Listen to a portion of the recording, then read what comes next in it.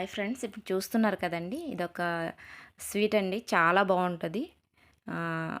రవ్వతో చేస్తామండి, బొంబాయి రవ్వతో. ఈరోజు దీన్ని ఎలా తయారు చేస్తామో ఒకసారి మనం నేర్చుకుందాం. దీనికి కావలసిన పదార్థాలు: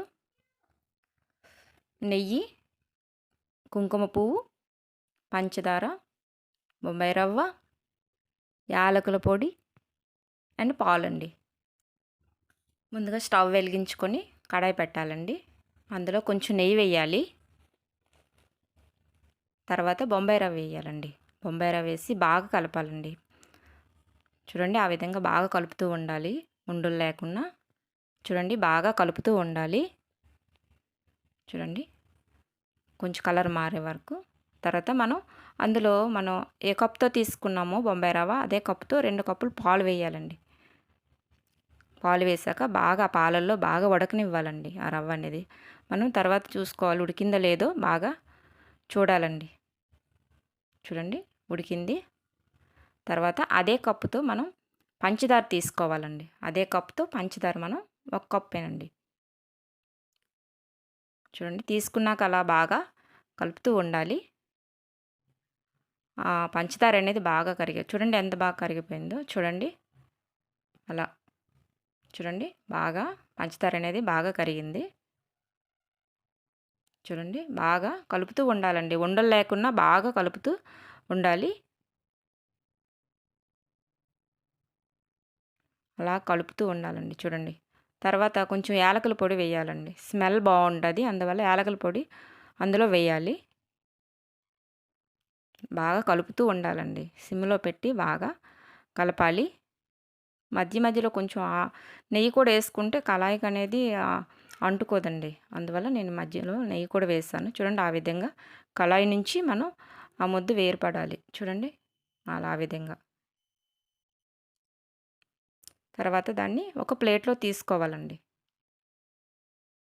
ఆ విధంగా తీసుకొని దాన్ని బాగా చల్లారనివ్వాలి. చల్లారిచ్చాక దాన్ని 2 భాగాలుగా చేయాలండి. చూడండి, ఆ విధంగా 2 భాగాలుగా చేయాలి. ఒక భాగంలో మనం ముందుగా నానబెట్టి ఉంచుకున్నాం కదండి కుంకుమ పువ్వు, అది అందులో ఆ వాటర్ని వేయాలి.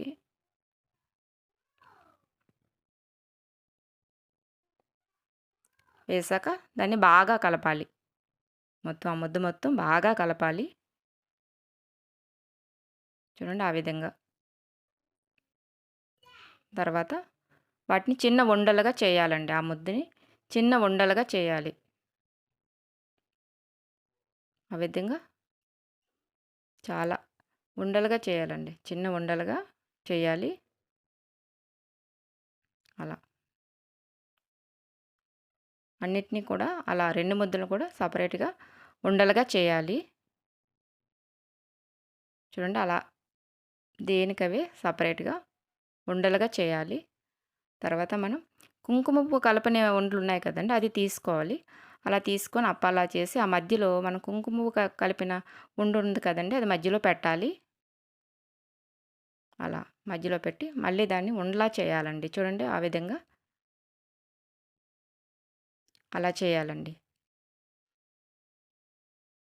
చాలా బాగుంటుంది స్వీట్ అనేది. చూడండి, మిగతావన్నీ కూడా ఆ విధంగా చేయాలి. చేశాక ప్రతి ఉండని ఆఫ్ చేయండి చాక్తో. ఆ విధంగా చూడండి ఎంత బాగా వచ్చిందో. చూడండి, అలా చేయాలండి.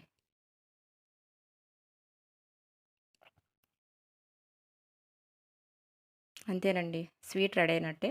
చాలా బాగుంటుంది. మీరు కూడా ఒకసారి ట్రై చేయండి. ఈ రెసిపీగా నచ్చితే లైక్ చేయండి, షేర్ చేయండి, సబ్స్క్రైబ్ చేయండి. థ్యాంక్ యూ అండి.